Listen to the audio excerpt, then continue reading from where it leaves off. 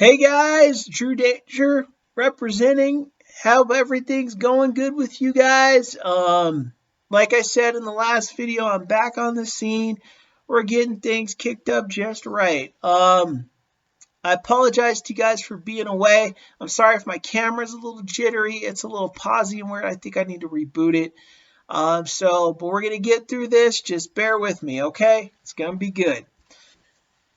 As I promised, I had some fun videos. The last two videos, um, especially the one where I talked about old people could be predators. I try to have a little bit more fun coming back into it. But now, guys, we must get to the dark side of things, which we definitely get into on my channel. For you that are familiar with me, know the dark side thing is something that we touch on. So today's dark side video is about what song defines your life. They say every one of us has a song or two or three that defines different parts of our life. One song may define your entire life. One song may define one section of your life. And then another song may define where you are now and then where you were 5 years ago. They always say, what is that song? So the song I'm going to talk about is one by the Smashing Pumpkins called Disarm off the Siamese Dream album. Now, I first saw this music video on MTV in the early 90s when it came out, when Siamese Dreams had just hit. And I remember seeing it as a kid, and I really liked the song, and I always felt that song had a weird connection to me. And then years down the road, I found out when Billy Corgan had written this song that he had written it because he was getting ready to commit suicide. Like, he was giving out things. He wrote a note. Like, he was going full-fledged with it. And he was really at a loss. And the song is really about the child abuse that he encountered and him being lost in life. And that's why one of the main lyrics is the bitterness of ones who are left alone. That's what that means, he says, I used to be a little boy, so off in my shoes, what I choose is my choice. What's a boy supposed to do? Killer in me is a killer in you, my love. MTV, well, actually, the censorships thought that he was talking about killing a kid. I think that's what they were thinking. So the video got censored. The original video was censored. And they told him he had to change the lyrics and stuff, but he didn't, because he said, no, this is my story, my life. I needs to get out there. So he went ahead and pushed through, and I'm glad he did, because the song is one of my favorite songs of all time. It's magical, and it is the song that was my life at that time. And that's the thing about it, was the killer in me is the killer in you was referencing murdering himself, was, suicide. Because at the time, if I remember correctly, he was on LSD and he was talking about jumping out of the window. Like, the thing was, originally, a video he talked about, he said that I had written Siamese Dreams, and I'd written that song, and it was like I was supposed to put together this album, write this song, and then I think he was supposed to just end it all. He was on LSD, shrooms. He was on some heavy psychedelic drugs, and he was just gonna, I think he was gonna jump out of the window, if I remember right. And that was that. And he just said, forget it. But he said, he was self-loathing and he was in such a place. But really, he had to look at himself and said, hey, man, you're a coward, and you cannot face up to the reality of just living. You're letting those other things people did to you, because the reality was those were other things people had done to him. And he was saying, as far as to say that maybe I just needed to live life and find out for myself what was really out there, and stop living my life through other people, because these other people and these other things that happened to me, that other people did to me, all that's pulling and dragging me down, you know. And you know, as I've gone through life, you know, a good while now, I could say that I've tried to attempt suicide, and I think I've mentioned it on a couple of my videos. I'm pretty sure I have. And you know, that song, it really spoke to me, you know, and it wasn't like do suicide. It was more like there's pain. I could feel this guy's pain. That's why I like the song, because you could, you know, people talk about singing and voices and who has a good voice and who doesn't. To me, I always enjoyed people that sang from their soul, like Billy Corgan. He doesn't have like a Barry Manilow or Johnny Mathis voice. No. But what he has is something greater. He has the voice of pain. When he sings, you feel his pain. You feel his strengths. You feel his weaknesses. You feel his sadness. You feel it. You feel his joy. You feel it. And people that have really good voices, a lot of times, they don't know how to paint a picture of pain sometimes. I think Elvis Presley could, and Sammy Davis Jr. could, off the top of my head right now. Now, I know there might be more, but those are the two that really come to mind as far as being bigger artists that could tap into a little bit of that. But Billy Corgan, he's really good at bringing out that emotion and his pain, because his journey was pain. I mean, if you guys ever look at his story, him being from Chicago and him having to go through the things, his father being like this gangster guy, those in shootouts, that was, I mean, all sorts of things. And the things that Billy Corgan definitely had to go through, and the life he had to live, and how he had to survive, and how he was trying to take music and get out of the craziness he was in. You know, I think that's where all the Pumpkins were, you know, between Jimmy Chamberlain and James Ehi, you know, and Darcy. Help me here, guys. Her last name is always hard for me to pronounce. Rinsky. That was her last name. Darcy Rinsky. All of them trying to get out of the Melvoin, Wendy Melvoin's brother, I can't remember his first name, that died, that did keyboard work for them.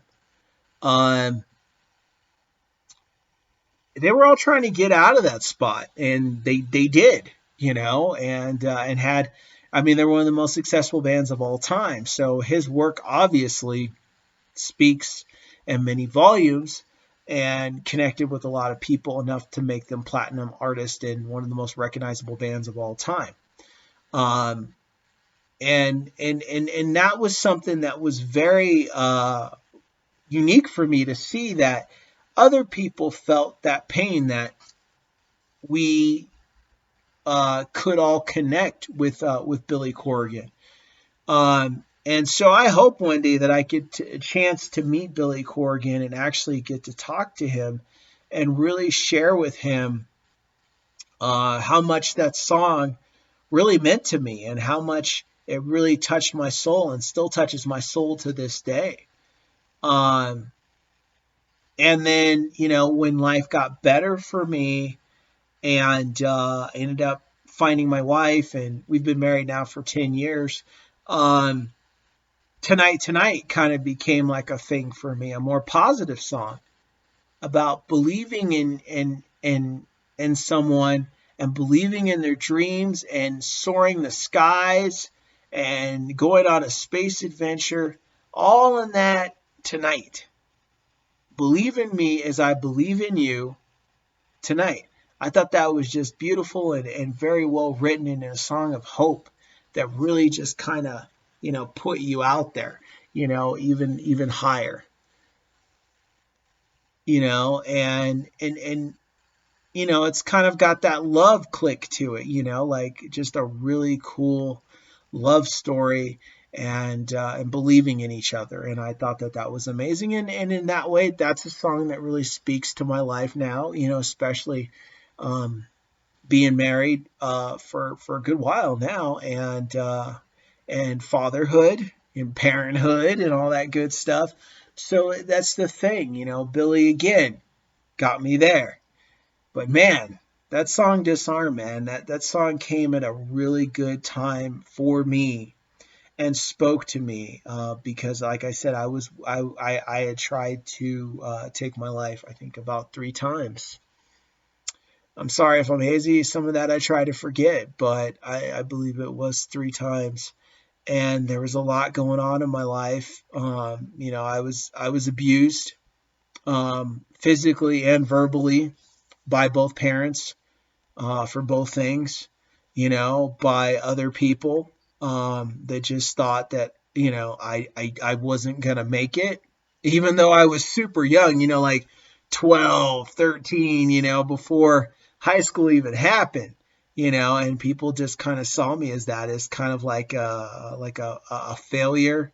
I was never going to add up to anything. I was never going to be anything. I was never going to be successful or do the things that I guess people kind of do, or have the type of life that people think is great, that sort of thing. That was not for me because they just saw me as a mess up.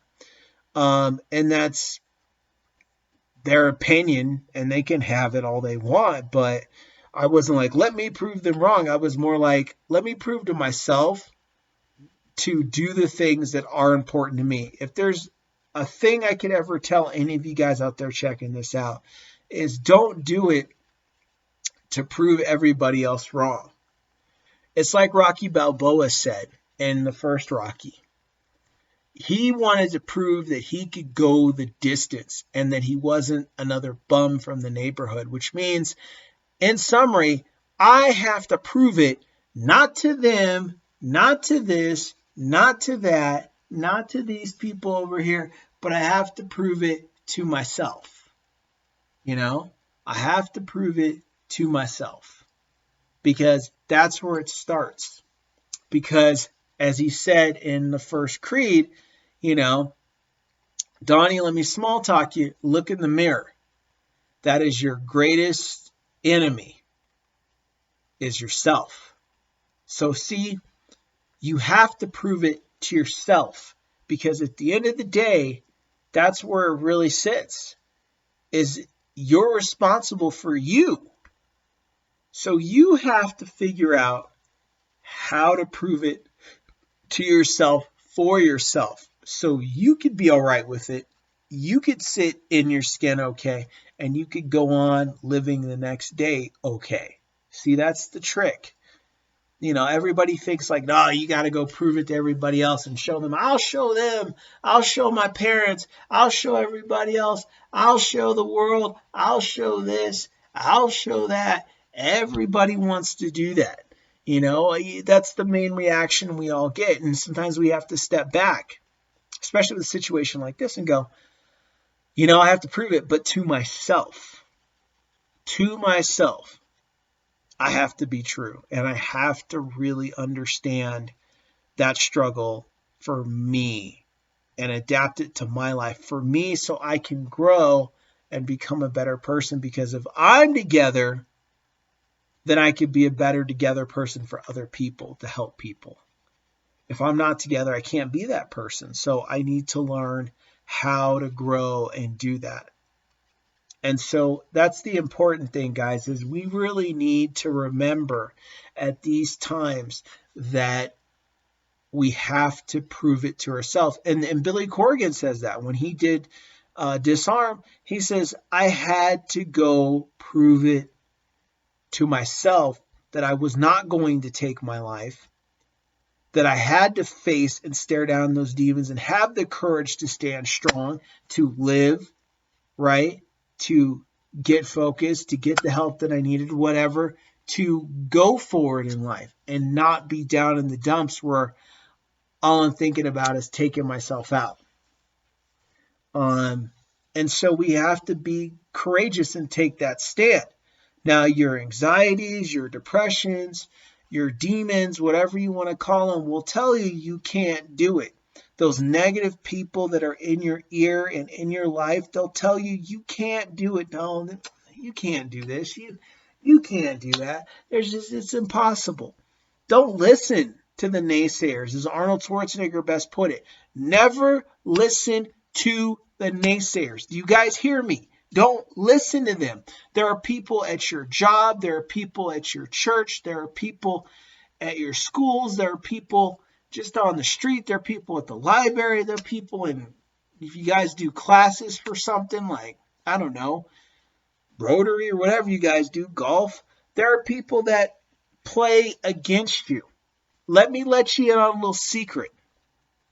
A lot of people that play against you, even when you're nice to them, you treat them well, you respect them, you say hey to them, they're jealous, okay?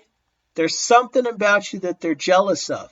If it's not you seem successful, it could be that you're just content and peaceful with life.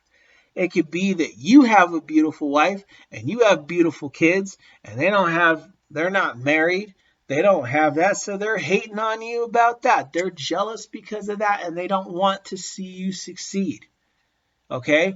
Even though you're not in their lives at all, you're just doing your thing and living your lives. They don't want to see you succeed. So if they can catch you slipping, or they can feel like they can throw a wrench in your life to mess you up, they'll do it.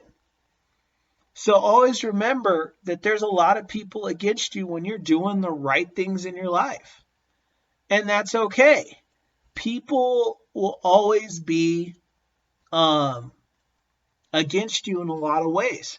I know that a lot of people don't believe in the Bible and God, but just bear with me. I do, and I'm not trying to get you guys to believe it or anything. I just wanted to share a quick story, brief one. Jesus, guys, went through that. And if you guys know the story of Jesus, Jesus treated everyone good, right? He loved on everybody. He didn't hurt anybody. He was cool with everybody. You know, he tried to really bring joy and do a lot of things to help out people. And what happened to him? They crucified him. For what? You know, and you have to kind of think about that and go, oh yeah, John the Baptist was killed. For what? Because he baptized people? You see what I'm saying? You know, even when you're out there doing a good thing or just minding your own business and, you know, living your life, doing what you do, people can't handle that. People can't handle it.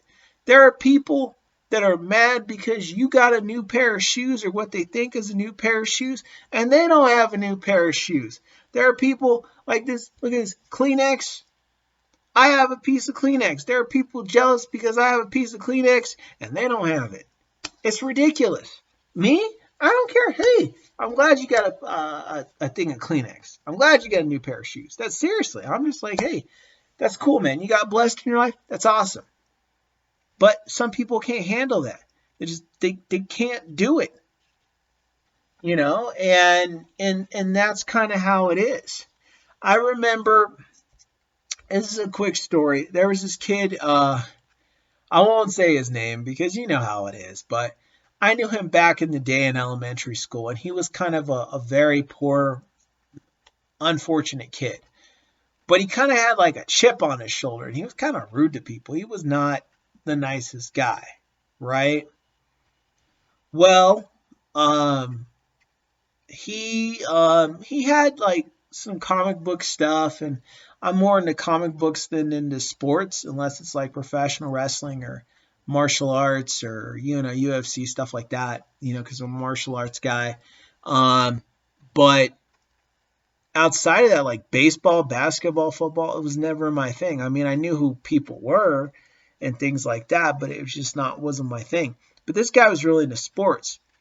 And I had inherited like a lot of original baseball cards and postcards and things like that, like Willie Mays and Sandy Koufax and guys like that back in the Major League Baseball stuff, and Bo Jackson, and Barry Bonds and different people and stuff like that, and Pete Rose, I guess. I think he was in there.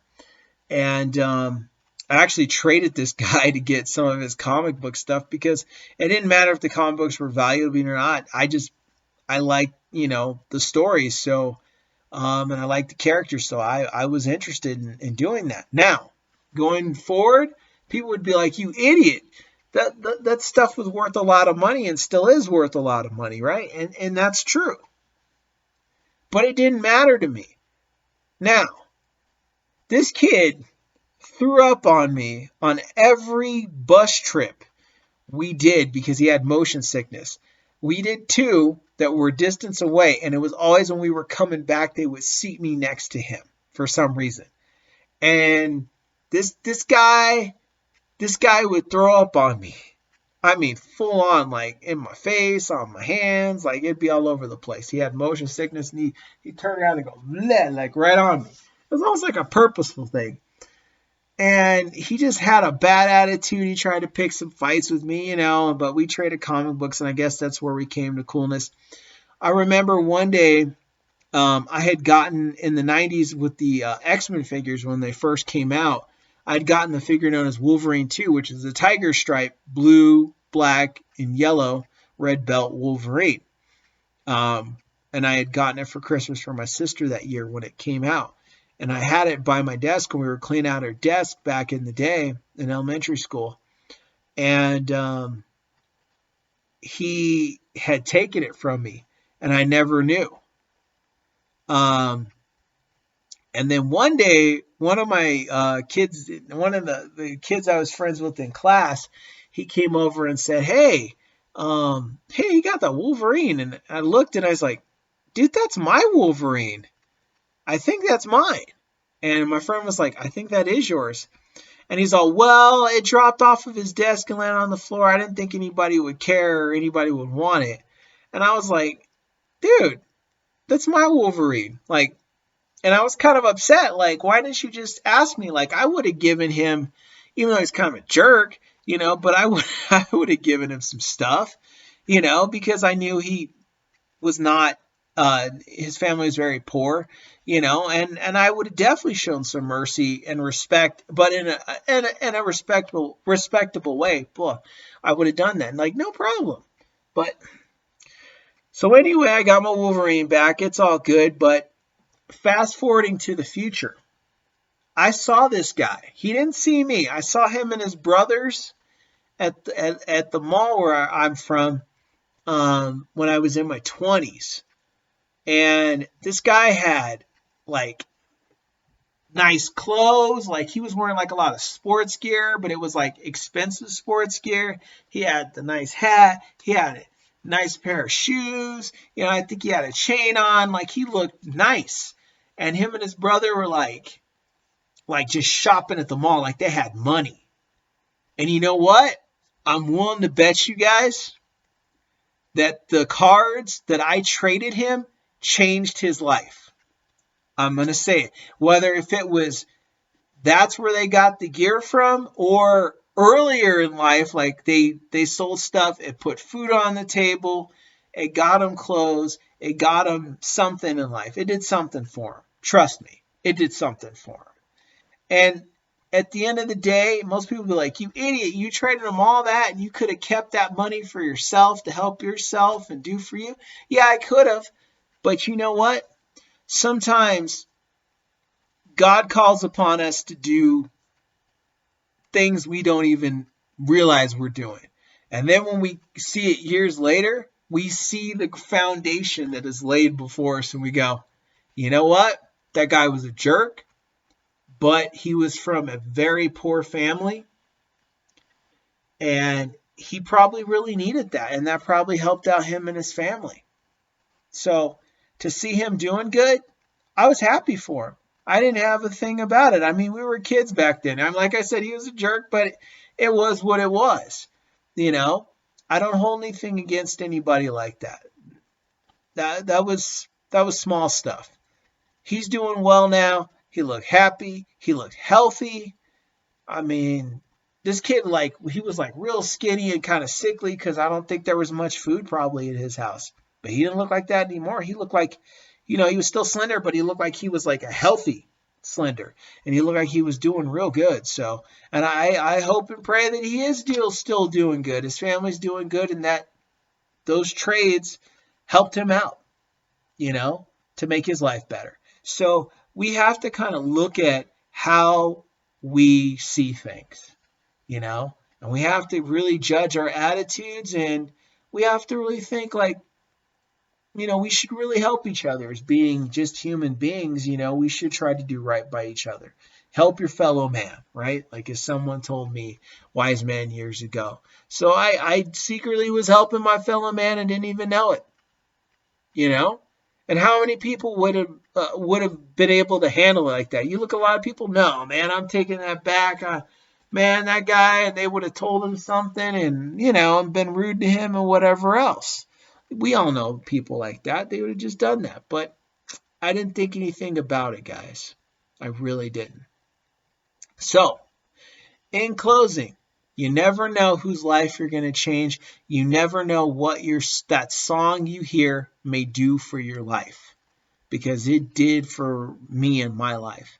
It got me really to realize, like, yes, I'm going through dark times. But suicide's not the way. It's not the way. And I encourage you guys to type in Billy Corgan Disarm to see his discussions on the song. And you'll be amazed about what he says. And then listen to the song, and then you'll get it. There's one video where he talks about it, and then he plays the song on the piano, and a special little rendition he did. And I think it will really connect with you guys out there that really want to understand that, or just really, really want to feel something. Check it out. I think it's worth your time. I think it is. So anyway, guys, you guys have a great week. I'll be back here next week, more than likely, unless something happens. You guys be safe out there. Team X-Force. Made by my dude Anthony over at Lids, but he started his own business. I haven't heard from him in a while, but when he's up and running, I'll let you guys know. If you guys want any custom hats and stuff like that done, he's working on the Drew Danger stuff. So yeah. Anyway, guys, have a great week. I hope I said something that meant something to you guys, and helps you guys out. Not for my gain, but to help you guys be the best you can be. All right, guys. Be cool. Drew Danger, out.